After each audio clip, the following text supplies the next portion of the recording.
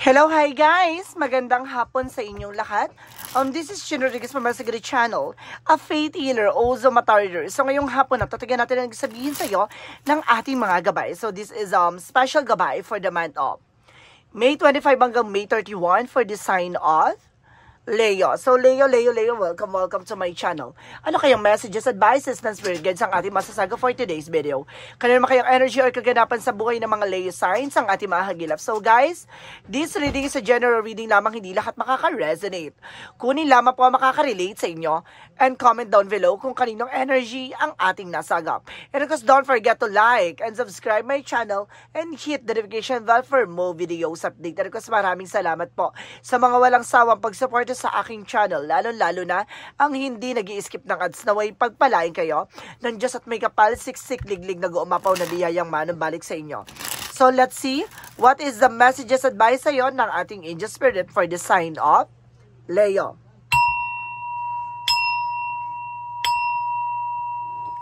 So angel spirit, please give information paano kayo gusto sabihin sa'yo ng ating mga baraha.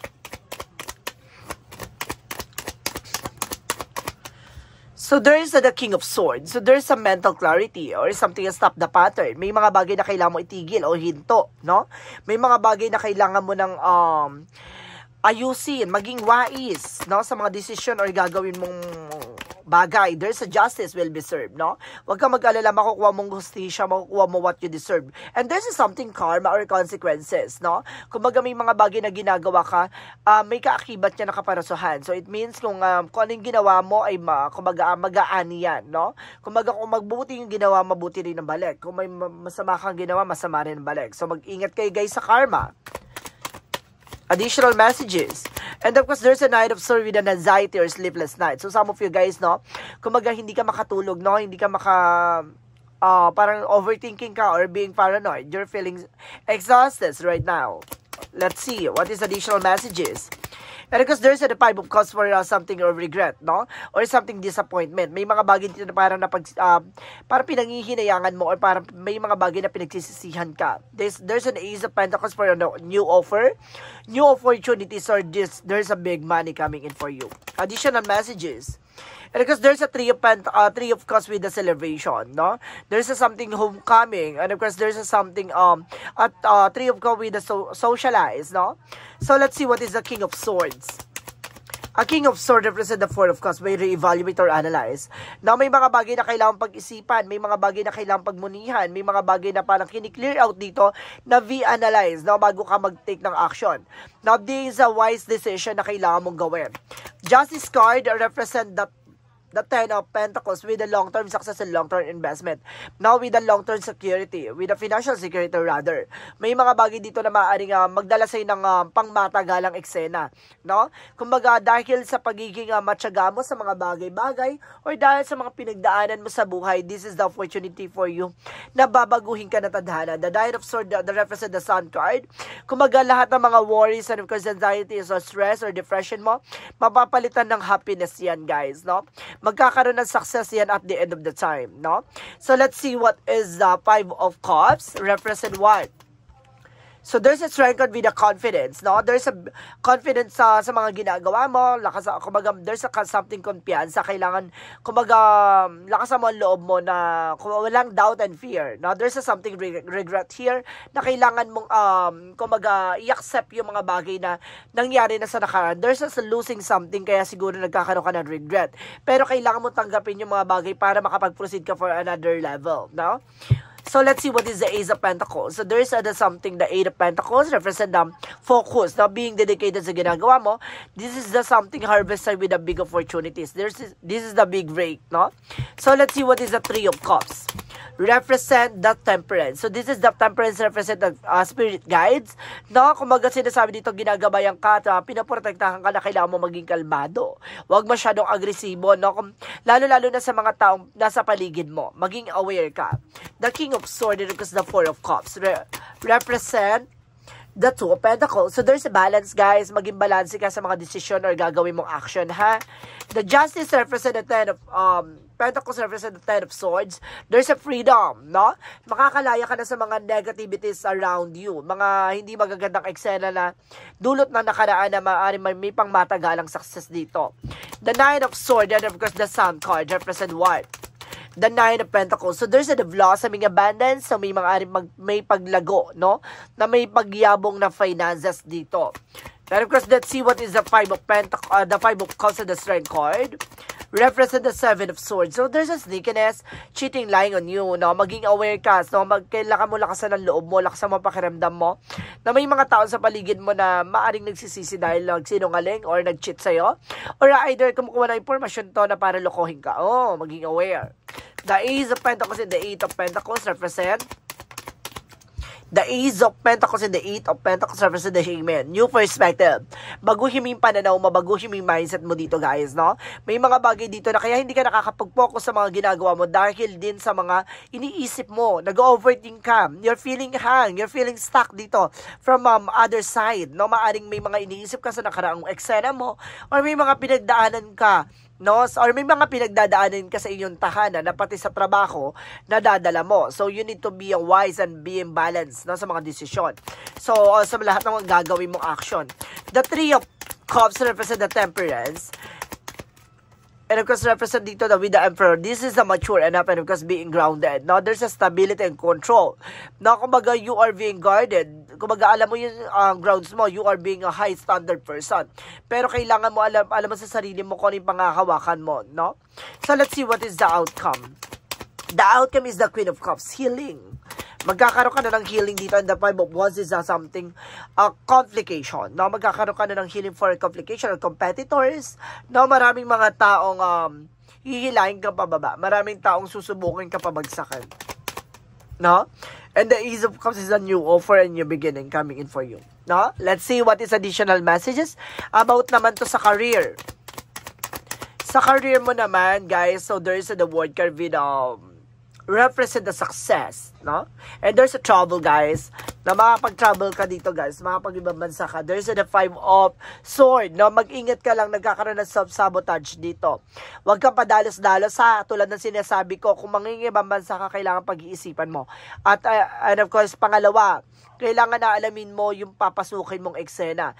Mamaya, budol yung agency na yan. Mamaya, di ba, there's a direct pala, tapos direct to the point. Charis, kumbaga, bayad na pala yung papagtrabahuhan mo doon. Kaya kailangan maging aware ka sa mga papasukin mo. Mamaya, mabudol ka. Ha? Maloko ka, mag-ingat ka. At sinasabi sa'yo dito, there's a Ten of Cups with happiness. Magiging masaya naman dito at the end of the time. Kailangan mo lang makiramdam. Additional messages about sa love life. So, there's the Six of Wands for a victory. No? Maaring nagtagumpay ka pagdating sa love life or magtatagumpay ka. There's the Queen of Swords, a bigger picture of yourself. No? Kung baga tinitignan mo yung sarili mo na 5 years, 10 years from now, pagdating sa relationship, there's a long-term relationship, there's a devil. Ibig sabihin dito, some of you guys, no, there's a lot of temptation. Maraming mga tukso, maraming mga taong lumalapit sa'yo. Or either, guys, there's something negativities, kaya ka siguro laging sawi sa pag-ibig. Additional messages about sa health. So, there's the Five of Pentacles, no? Kumbaga na parang nanghihina ka that because of walang pera. Kumbaga nagkakaroon ka ng stress. And the King of Wands is the control ambitions, no? Kumbaga dapat alam mo sa sarili mo yung yung hawak-hawak mong finances, yung gano'n. Yung parang magtipid ka. Huwag masyadong over or ubus biyaya. There's a magician. Oh my God. So, kaya pala din nakakaranas ka ng something, pagbagal ng pagpasok na magandang kapalaran sa'yo. There's a something magician here with the devil here. So, may ugnayan ng health and love life mo dito. And of course, that because of sa mga action din. Ginagawan din para magkamali ka sa mga decision or gagawin mong action. Okay, there's a connected with the magician and the devil here na about sa love life and career mo. And of course, sa health din. Okay? May mga nararamdaman kang not normal. Okay? So, let's see what is the magical fairy messages represent what? Magical fairy messages represent ask for what you want, no? Let the universe and other people know what you want. So, kailangan mo lumapit sa ating puong may kapal, sa ating mga angel spirit, kung ano ba talaga yung mga gusto mong gawin, no? Ay maisakatuparan at ibigay sa'yo yung mga bagay na kailangan mo. So, let's see what is the synchronicities. For synchronicities, let's see. So, there's the journey. no? Kumbaga, kasama talaga siya sa pagdadaanan mo. Additional messages. Okay. Wait. And there's an in-tune, no? Talagang may harutan or something, merong getting to know each other ngayon dito. In some other way. Na meron ditong parang meron ditong relasyon or something na kinikilala nyo isa't isa. There's a summer season na kumbaga merong perfect din sa relationship ngayon. Maganda. Merong another energy ng ganang nasagap ko dito, no? So, let's see what is a yin and yang oracle card. Yin and yang oracle card represent third eye, clarity. Oh my God. So, may mga bagay na malilinawan ka. Hindi man nakikita na natural na mata, pero nakikita yan ng visions mo or something, intuitions mo. Okay. There's a family related and of course, home commitment, no? May kinalaman sa family to, no? And of course, something, sa relasyon din. Okay, baka inggit to. And there's a unity na may pagkakaisa. So, kailangan nyo magkaisa, guys. Power couple. So, let's see what is the angel's answer. What is the angel's answer represent what? Angel's answer represent what? Helpful people. Na maraming taong matutulungan ka o maraming taong tutulong sa'yo. And there's a let go. Na may mga bagay na kailangan mong pakawalan. May mga bagay na kailangan mong bitawan. And there's a compromise na kailangan mo kumbaga makipagkasundo or may mga bagay na kasunduan dito. So, let's see what is Archangel Michael messages. Guarded and protected. Now, you are being guarded and protected here. And there's a believe the impossible.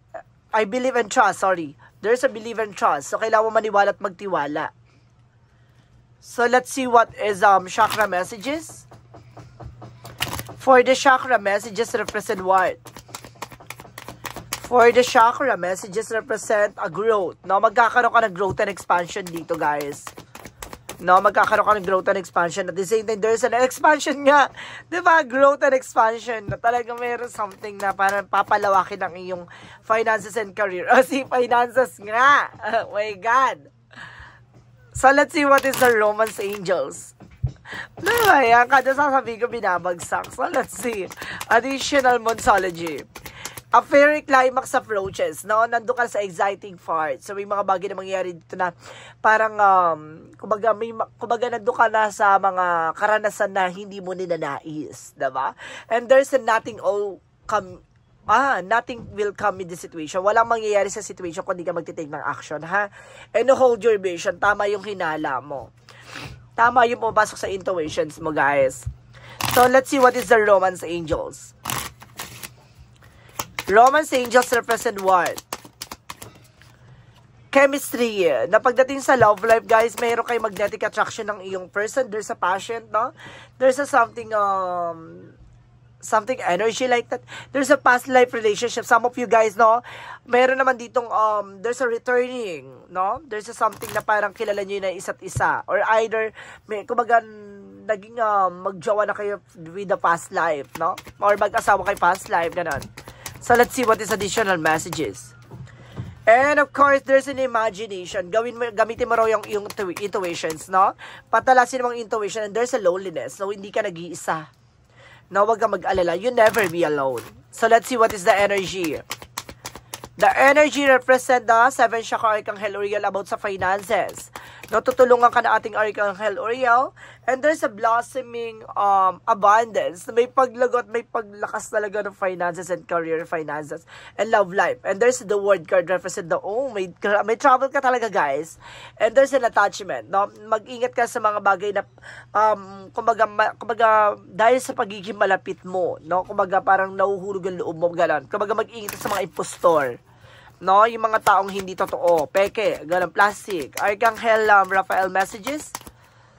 Laughter is the best medicine. So, kailangan mo nang maging masaya, no? Kumbaga, kahit na, nakakaramdam ka ng lungkot at panghihina ng loob, kailangan mo pa rin maging masaya. Kasi nakakatulong yan para wala ka sa mga negatibo, no? Hindi ko sinabing laughter is the best medicine, yung tawa ka ng tawa, diba? Hindi gano'n, maansya ka, mabaliw ka ng gano'n.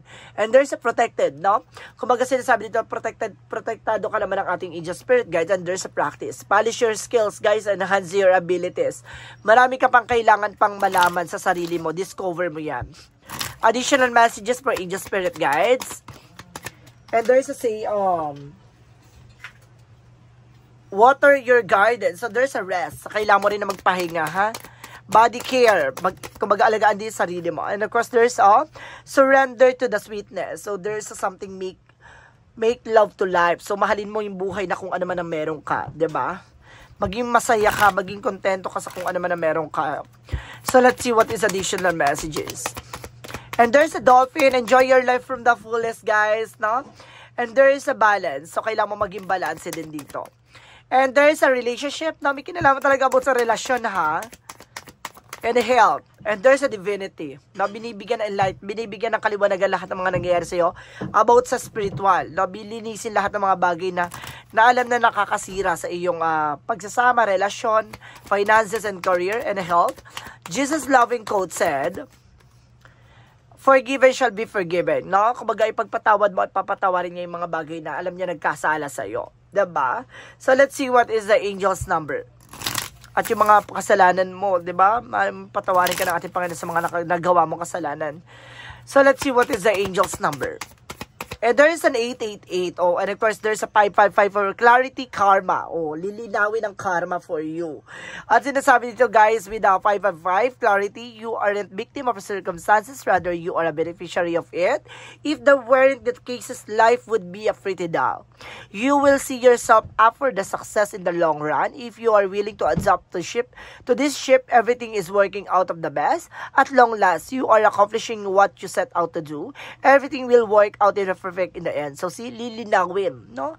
Bibigyan ng linaw at bibigyan ng kaliwanagan lahat ng mga bagay na nangyayari sa'yo. Ito ay babaguhin, no? Aayusin at pagagalingin, no? Yung mga bagay-bagay sa'yo na parang malabo at kumbaga, madilim, no, na parte ng iyong buhay. So, ibig sabihin dito, kailangan mong magtiwala at kailangan mong maniwala sa sarili mo at may mga bagay dito na opportunity na kailangan mo mag-moving forward, no? At magiging maayos din ang takbo ng eksena mo. Bibigyan maganda at maayos na kalalabasan ng lahat ng kaganapan dito. At sinasabi dito, guys, there's an 888 for karma. A lot of money is coming your way. Fortune refers to more than just monetary and material success. If you don't appreciate the people in your life now, you won't have them tomorrow. This message encourages you to take the personal responsibility and use it to realize your greatest potential. So, see, kung hindi ka marunong magpahalaga ng mga tao sa paligid mo, hindi rin, parang hindi siya magpangmatagalan, no? Parang hindi mo siya makikita at hindi mo siya masisilayan sa mga susunod na eksena. So, kailangan kung marunong ka magpahalaga sa mga bagay, maliit man yan o malaki, kung magdarating yung araw na layabong at yayabong yan at kalat at kakalat at lalaki ang bagay na yan na pinapahalagan mo at magiging maganda ang kalalabasan nito. There's a karma, what goes around comes around. Kung ano man yung mga bagay na ginawa mo ay siyang aanihin mo. So, let's see what is the messages of life. So, the messages of life represent what? I am free. So, sinasabi dito, guys, today I find the veil of my ego has lifted and visions of my new life as a fear. Now, I am focused on my inner growth. I listen only to the voice of my heart and remain steadfast of the energy of love that I find there. I am now free of the duality, fear and judgment. I move forward on my path of inner peace. So, see, kumbaga, sinasabi dito, alisin mo yung takot at pangamba. Drama sa buhay, puro negatibo, alisin mo daw yan. At kumbaga, matutuklasan mo ang ganda o sinag ng liwanag na ipagkakalob sa'yo ng ating poong may kapal. So guys, this reading is a special gabay for the month of May 25 hanggang May 31 for the sign of Leo. So Leo, maraming salamat for this wonderful reading. So once again, this reading is a general reading lamang, hindi lahat makaka-resonate. Kunin lamang po makaka-relate sa inyo and comment down below kung kaninong energy ang ating nasagap. Maraming salamat guys sa mga walang sawang pagsuporta sa aking channel, lalo-lalo ang hindi nag-skip ng ads. Naway pagpalain kayo ng Diyos at may kapal, siksik, liglig, nag-uumapaw na biyayang manumbalik sa inyo. At maraming salamat po. And see you in the next video. Bye-bye and babush!